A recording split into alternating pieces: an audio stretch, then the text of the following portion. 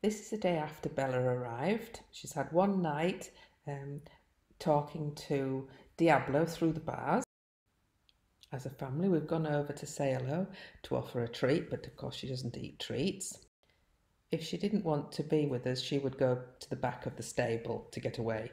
But you can see she's quite interested in what's going on and us, so that all bodes well, really. Because we have our stables in the garden, I can't just open the door and say off you go into your paddock. No, she has to be led to the paddock. To do that, of course, I need to get a head collar on. Even though she's unhandled, there's no aggression there. You can see that her ears are backwards and forwards, but not flat back, pinned against her head. So I feel quite confident being in there.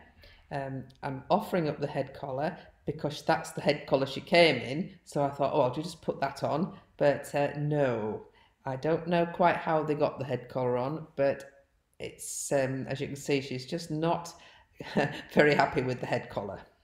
She wouldn't allow me to put the head collar on, so I thought I'd try just slipping the lead rope over her neck and making it into a head collar, just to get her started with accepting a head collar. Because Bella is sensitive, you have to do the softly approach with her.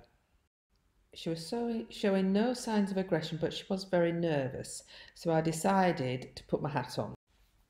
In England, it is mandatory to wear a riding hat at riding schools or if you're on an event.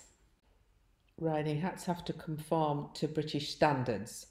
These are revised from time to time, and they have just been revised, so you all have to buy new riding hats. You might say to yourself, well, what's the point? You're not going to ride her. Well, that's fair enough. However, if she was to rear up, she could come down on the top of your head with her front foot. She could strike out at you. You might have a split second to lower your head so that she catches your head instead of in your nose or in your eye or your jaw. It's a precaution.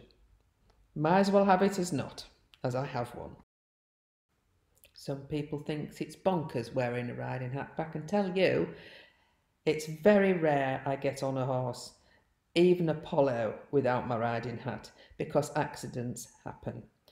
A good friend of mine, a neighbour in Ramsey St Mary's in North Yorkshire, sat on her friend's horse that was tied up, no saddle, no bridle, but she was tied up. It was a cob, don't expect them to do anything. It shook.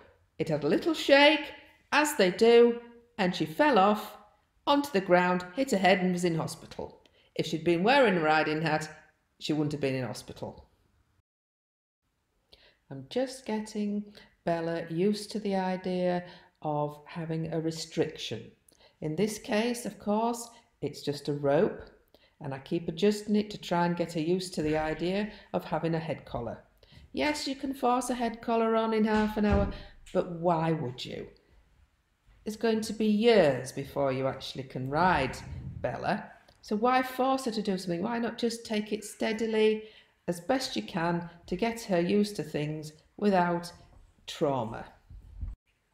Here I'm looping the lead rope, and this is a training lead rope. This is 14 feet long. This is not your normal lead rope. And I'm just trying to get her nose into a position where I can just loop the rope over. As you see, I've done it, and oh yeah, she's a little bit nervous because I've patted her, and of course she's not used to being handled. She reacts not very well to that, but not in a dangerous way. She was just reactive, and she's now got the lead rope over her nose, so in fact that's a head collar, and we're happy with that. She's happy, she's accepting it, she's stood quietly, her ears are good, and I'm happy with that, and that's all I'm going to do for now. I can go back in 2 or 3 hours and have another little go. Little and often is the way to go with youngsters. Just little and often, just so they accept it and get used to it. This is my thinking behind what I do. Hope you found it interesting. TTFN.